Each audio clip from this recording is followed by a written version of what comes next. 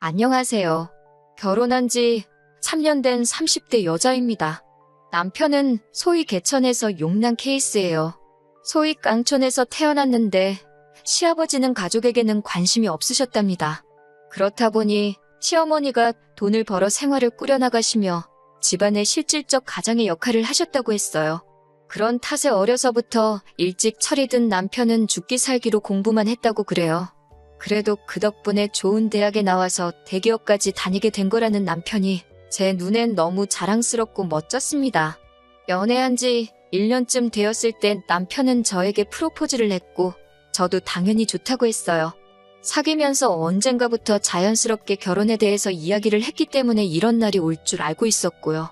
무엇보다 제가 남편과 결혼을 결심하게 된 결정적인 이유는 바로 시어머니 때문입니다. 하루는 저희 친정부모님 가져다 드리라며 콩, 말린 무, 돼지감자 그리고 직접 농사 지으신 게 등을 한가득 챙겨서 서울에 오셨더라고요. 물론 따로 볼 일이 있으셔서 서울에 오신 거긴 했지만 그래도 3시간 넘게 고속버스를 타고 올라오시는 것만으로도 힘든 일인 텐데 그렇게 저희 부모님까지 챙겨주시니 돈을 떠나서 그 마음이 너무 감사하더라고요. 시자만 들어가도 치가 떨려서 시금치도 안 먹는다는 우스갯소리가 있는 요즘 이런 시어머니를 만나게 된 제 자신이 정말 행운아 같았어요. 하지만 저희가 식을 올리고 얼마 지나지 않았을 무렵입니다. 5일장 구경 가신다며 아침에도 통화했던 시어머니가 오토바이에 치여서 크게 다치셨다고 연락을 받았어요. 각자 회사에 있던 남편과 저는 불이 나게 병원으로 향했습니다. 병원에선 시어머니가 사고 당시 머리 쪽으로 떨어지신 것 같다며 오늘 밤이 고비가 될 것 같다고 했습니다. 무엇보다 속상했던 건 그런 시어머니를 앞에 두고도 시아버지는 마치 별일 아니라는 듯 합의금은 얼마나 받을 수 있겠냐며 여기저기 물어보고 계셨습니다. 비록 시어머니와 시아버지 사이가 좋지는 않았지만 그래도 부부의 연을 맺은 사람끼리 어쩜 저럴 수 있을까 싶었어요. 시어머니께서는 시아버지의 끊임없는 바람과 도박 때문에 마음고생을 많이 하셨대요.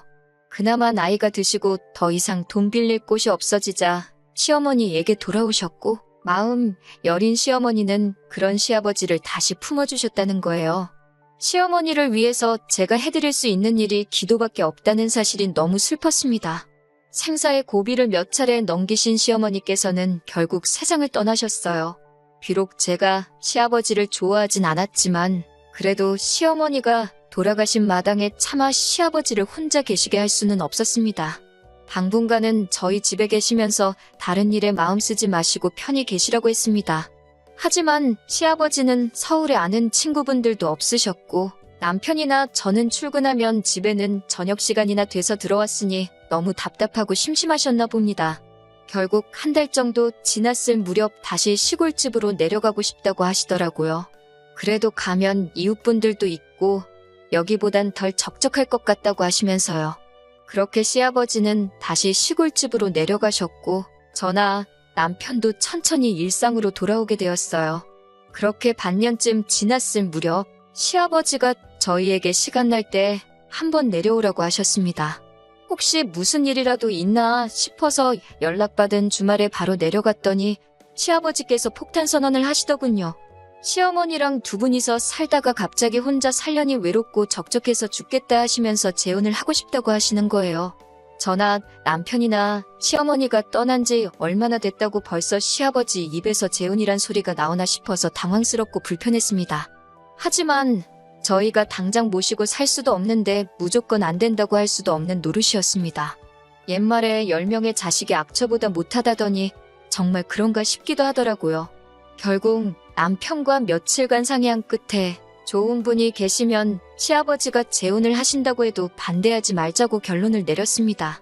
그리고 얼마 뒤 시아버지는 동네 이웃분에게 소개를 받은 분이라며 여사님 한 분을 저희에게 소개하셨습니다. 계모 시어머니라는 말이 듣기에 이상하기도 하고 그렇다고 새시어머니라고 부르기도 뭐하고 어떻게 불러야 하나 싶더라고요.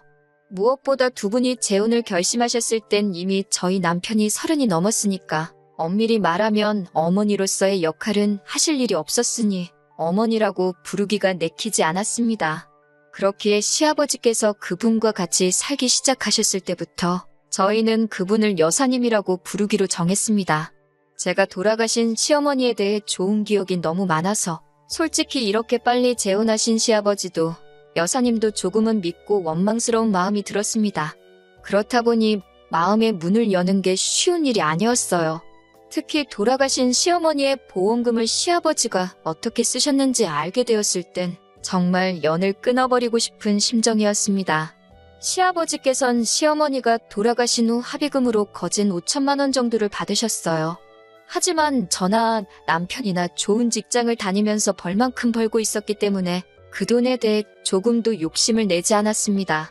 두 분 사이가 어찌됐건 앞으로 혼자 살아가셔야 할 시아버지의 노후자금이라고만 생각했어요. 그런데 그 눈물 나는 돈으로 시아버지께서는 수입차를 뽑으셨더라고요. 여사님에게 20대 딸이 있었는데 그 딸이 차가 없어서 너무 불편하다며 저희 시아버지께 아빠 하면서 사달라고 했다는 거예요.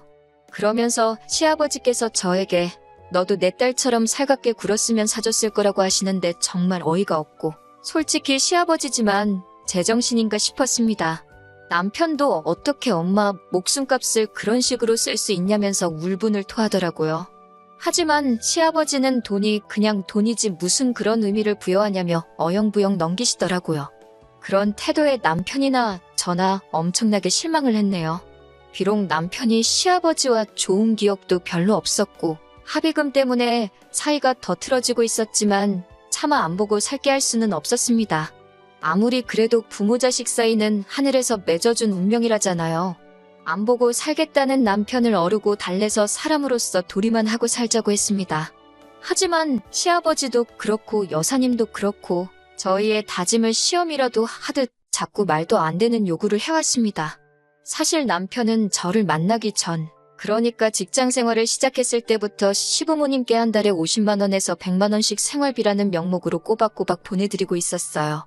시아버지가 재산을 다 날린 이후로는 시골에서 농사 지으며 간신히 연금으로 풀칠만 하고 사시는 시어머니가 안쓰러워 보내드리는 돈이라고 했습니다. 그나마도 시어머니가 쓰지 않고 모아두셨다가 저희 결혼할 때 보태라고 주셨지만요. 아무튼 상황이 그렇다 보니 결혼식을 올린 이후에도 예전처럼 변함없이 시부모님께 다달이 얼마씩 보내드리고 있었습니다. 그런데 시어머니가 돌아가신 후 시아버지가 합의금을 허투루 써버리는 걸 본 남편은 더 이상 생활비를 보내드리기 싫다고 했습니다. 저도 중간에 끼어서 난처해지긴 싫었기에 남편에게 당신이 하고 싶은 대로 알아서 하라고 했고요. 그렇게 한두 달쯤 돈을 안 보낸 것 같습니다. 한참 출근해서 일하고 있는데 시아버지께서 전화를 걸어오셨더라고요.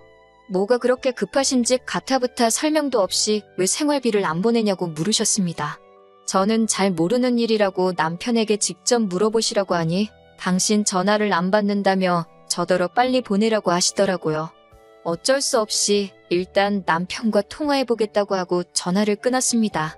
점심시간에 남편에게 연락해 좀 전에 있었던 일을 이야기하니 난처했겠다며 미안하다고 사과를 하더라고요. 그러더니 생각할수록 시어머니 합의금을 그렇게 써버리신 게 원망스럽고 화가 나서 참을 수가 없다고 앞으로는 시아버지께는 단 1원도 더는 쓰고 싶지 않다고 하더라고요. 처음엔 며느리로서 부자 사이를 연결해주는 어떤 중재자의 역할이라도 해야 하나 싶었지만 저도 사실 남편과 같은 생각이었기에 시아버지께 솔직한 심정을 전달하기로 마음을 먹었습니다. 퇴근 후 집에 도착해 저녁을 차리고 있는데 시아버지께 또 전화가 걸려왔습니다. 왜 아직도 돈을 안 보내는 거냐며 짜증을 내시는데 옆에 그 여사님도 계신 것 같더라고요. 피하는 것만이 능사는 아니다 싶어서 합의금으로 차를 사신 것 때문에 남편이 속이 많이 상한 것 같다고, 그래서 당분간은 생활비를 못 드릴 것 같다고 했습니다. 저는 솔직히 그럼 아버님이 해명이든 사과든 하실 줄 알았어요. 그러면 저도 명분이 생기니까 남편을 설득할 수도 있잖아요. 그런데 갑자기 여사님이 전화를 받으시더니 그 돈으로 차를 사든 똥을 닦든 그건 자식들이 관여할 문제가 아니지 않냐며 자식은 자식돌이만 하면 되는 거 아니냐고 화를 내시더군요. 그러면서 이참에 아들 며느리 교육 좀 다시 시켜야겠다면서 어디 돈으로 생색이냐고 그러시는 거예요. 그때는 저도 어이가 없어서 저는 여사님하고는 할 말이 없으니 아버님을 바꿔달라고 정중히 말씀드렸습니다. 그러자 여사님은 호칭부터 글러먹었다며 내가 이제 네 시어머니라며 벌써부터 자길 무시한다고 우는 척슈를 하더라고요. 결국 저는 남편에게 직접 연락드려서 제대로 설명드리라고 나는 그 여사님인지 뭔지랑 말도 섞기 싫다고 했어요. 그리고 남편이 안방에 들어가서 한 20분 정도 통화를 하고 나오더라고요. 남편의 얼굴은 벌겋게 상기되어 있었는데 그런 표정은 이제껏 살면서 처음 봤습니다. 생활비는 어떻게 하기로 했냐니까 여사님은 개뿔이라며 그 아줌마 딸이 쌍꺼풀 수술 시켜달라고 하는데 돈이 없어서 그러니까 일단 그럼 100만 원이라도 보내라고 그러셨다는 거예요. 남편이 어이가 없어서 내가 왜 그 아줌마 딸 성형비용까지 내줘야 하냐니까 이제 네 여동생인데 무슨 말을 그따위로 하냐면서 당장 보내지 않으면 회사로 찾아와 깽판을 치시겠다고 그러셨답니다. 시어머니 살아계셨을 때도 좀 우악스러운 성격이긴 하셨지만 경우는 있으셨는데 한 1년도 안 돼서 사람이 저렇게까지 막무가내로 변할 수 있나 싶더라고요. 제가 정말 쫓아오시면 어떡하냐고 그냥 보내드려야 되는 거 아니냐고 그러자 쫓아오시면 그날로 영 끊어버릴 거라며 신경 쓰지 말라고 하더군요. 결국 남편은 끝끝내 돈을 안 보냈고 시아버지도 치사하고 더럽다 생각하셨는지 한동안 연락이 없으셨습니다. 가끔 시아버지가 어떻게 지내시는지 걱정도 되고 궁금하기도 했지만 남편이 절대로 연락하지 말라고 하더라고요.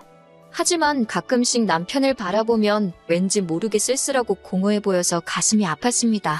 언젠가 기회가 되면 다시 잘 지낼 수 있도록 자리라도 만들어 볼까 생각했어요. 그리고 얼마 전 시아버지는 또 다시 저에게 연락을 해오셨습니다. 이번에는 또 무슨 말씀을 하시려는 걸까 전화기를 집어드는 순간부터 심장이 터질 듯이 두근거리더군요. 떨리는 마음으로 전화를 받으니 지난번과는 달리 기분 좋은 일이라도 있으신 듯 목소리가 매우 밝으셨어요. 무슨 일이냐고 여쭈니 여사님 딸이 시집을 가게 되었다며 상견례를 해야겠다고 하시더라고요. 그 말을 듣는데 순간 기가 찼어요. 저랑 남편이랑 양가 어른들 모시고 상견례하던 날 시아버지는 오지 않으셨거든요. 지난 밤 숙취로 속이 안 좋아서 차를 못 타겠다는 이유였습니다. 그 말씀을 약속 시간을 1시간도 채 남기지 않고 해주셔서 결국 시아버지 없이 상견례를 해야만 했습니다. 남편이 그날 그러더라고요. 시아버지는 아들 인생의 중요한 순간엔 항상 부재 중이라고 입학식, 졸업식뿐만 아니라 군대 가는 날까지 한 번도 나오신 적이 없다고요. 그런데 상견례도 그런 식으로 넘기셨던 게 남편이 무척 상심이 큰 듯 했었습니다. 그런 시아버지가 당신이랑 피 한 방울 섞이지 않은 딸 시집 간다니까 좋아서 저희한테 전화를 하신 거죠. 저는 오만 가지 복잡한 생각이 들었지만 그래도 차마 몰아 따질 수는 없어 그러냐고 축하한다고 했습니다. 그러자 시아버지는 그래서 말인데 저희들도 상견례 자리에 나오라는 겁니다. 시아버지 말씀에 따르면 여사님이나 그 딸이 참 어렵고 불쌍한 사람들이라 남자 쪽에서 깔볼 수도 있기에 저희 남편을 친오빠로 저를 동서로 소개했다는 거예요. 대기업을 다니는 잘나가는 젊은 오빠 부부라고요. 그러면서 와서 자리도 빛내주고 밥도 시원하게 한번 사주고 가라시더군요. 그 말을 듣는데 어쩜 사람이 이렇게 뻔뻔하고 속이 없을 수 있을까 싶어서 헛웃음이 다 나왔습니다. 그날 남편에게 시아버지와 통화했던 내용을 전하니 노발대발 난리가 났어요. 노인네가 미친 거 아니냐고 우리가 거길 왜 가냐며 정말 본 적 없는 무서운 표정으로 남편은 붕괴하고 있었습니다. 저는 일단 만나서 이야기를 하자고 시아버지도 기댈 데가 없으시니 저러시는 거 아니겠냐고 남편을 달랬습니다. 하지만 저도 시아버지가 정말 너무하신다 싶었어요. 피 한 방울 안 섞인 사람 때문에 왜 친아들 가슴에 대못을 박는 건지 이해할 수가 없었습니다. 그러다 며칠 전 시아버지가 이 사태의 결정타를 날리셨습니다. 연락도 없이 시아버지가 그 여사님과 그 딸까지 대동을 하고 서울에 올라오셨더라고요. 늦은 오후에 전화가 와서는 지금 고속터미널인데 좀 데리러 오라고 하시더라고요. 일하다 어떻게 나갈 수도 없고 해서 일단 택시 불러드릴 테니 택시 타고 집 근처에 있는 식당이든 카페든 들어가서 뭐 좀 드시고 계시라 했습니다. 퇴근하자마자 눈썹이 휘날리게 식당에 도착하니 남편도 곧 오더라고요. 딱 봐도 남편이 끓어오르는 화를 누르고 있는 게 보였습니다. 시아버지는 그 여사님 딸이 꼭 서울에서 결혼 준비를 하고 싶다 하신다며 그런데 머물 곳이 없으니 저희 집에 좀 데리고 있으라는 거예요. 그러면서 그동안 생활비 안 보낸 거 이자 달라 소리는 안 할 테니까 그 돈으로 여동생 시집 가는데 좀 보태라고 하시더군요. 이쯤 되니까 이제 제가 오히려 분해서 견딜 수가 없었습니다. 아니, 신혼부부 사는 집에 피 한 방울 안 섞인 여자를 데리고 있으라는 게 상식적으로 말이 되냐고요. 그랬더니 시아버지가 저더러 무슨 생각을 하는 거냐며 수준 떨어진다고 하시더군요. 그 여산제 아줌만지는 한술 더 떠서 줄 사람은 생각도 안 하는데 김칫국 마신다고 그러는데 얼마나 천박하던지요. 결국 제가 그 아줌마한테 나이 먹을 만큼 먹었으면 곱게 늙지 나이 들어서 꽃뱀짓이냐고 했습니다. 딸까지 팔아가면서 노인네 주머니 털어먹으니까 배가 부르냐고 따져 물었어요. 이쯤 되니 저도 눈에 뵈는 게 없었거든요. 시아버지께도 한 소리 해야만 하겠더라고요. 부모가 먼저 부모답게 행동을 하셔야지 자식도 자식도리를 할 거 아니냐고요. 그러자 시아버지가 저를 한 대 칠 듯이 손을 드시더라고요. 남편이 시아버지 팔을 낚아채며 지금 뭐하는 짓이냐고 말하고 제게서 떼어놔줬어요. 그리고 아버님을 향해 제가 틀린 말 한 게 뭐가 있냐고, 아버지가 여태까지 우리에게서 아버지 대우를 받을 수 있었던 건 전부 어머니 덕분이었던 거 모르셨냐고 하면서요. 그런데 이제 와서 어머니의 남편이 아니라 이 꽃뱀 같은 사람의 남편임을 자처하시니 남편도 이제 더 이상 아버님을 모셔야 할 이유를 못 느끼겠다며 더 이상 남의 가족을 위해 제 돈은 못 쓰겠으니 이만 돌아가시라고 했어요. 아버님도 처음에는 남편한테 자식 키워봐야 소용없다, 뭐 이런 말을 하시며 남편을 다그치셨지만 남편도 완강하게 나오니 어쩔 도리가 없어 이내 포기하고 가시더라고요. 시아버지 생각에는 그래도 어떻게 자식이 부모를 버리겠냐는 생각이 있던 것 같아요. 네 엄마도 결국 나를 다시 받아줬는데 너라고 별 수 있겠냐는 듯이 말하고는 자리를 떠나셨죠.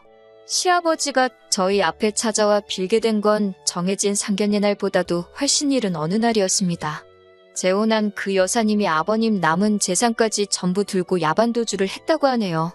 아들과 며느리가 대기업에 다니고 있으니 저희로부터 뭐라도 빼먹어볼까 한 것 같은데 그날 저희들의 단호한 모습을 보고 더 이상 아버님에게서 빼먹을 게 없다고 생각했는지 다 챙겨서 내빼버린 거예요. 하루아침에 모든 걸 잃게 된 아버님은 저희 앞에 찾아와 사죄를 하는 것 외에는 아무 방법이 없었던 거죠. 시아버지는 남편이 다시 아버님을 지원해 줄 거라 생각하셨나 보지만 남편은 단호했습니다.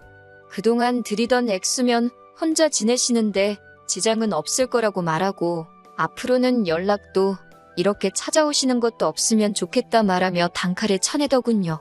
그렇게 한 번도 자기 가족 돌보지 않으시고 말년이 돼서야 남의 가족 챙긴다고 자기 가족들 피땀 흘려 일궈놓은 인생의 숟가락 하나 얹어놓으시려던 아버님은 숟가락 하나만 남은 여생을 혼자 보내시게 되었네요. 아버지와의 연을 끄는 남편이 안쓰럽네요. 강한 척 말은 했지만 그날 남편이 참 많이 울었습니다. 저와의 행복하고 깨끗한 미래를 위해 힘든 결정 내린 남편이니만큼 제가 잘 도와줘서 앞으로 남은 삶 행복하게 한번 살아보려고 합니다.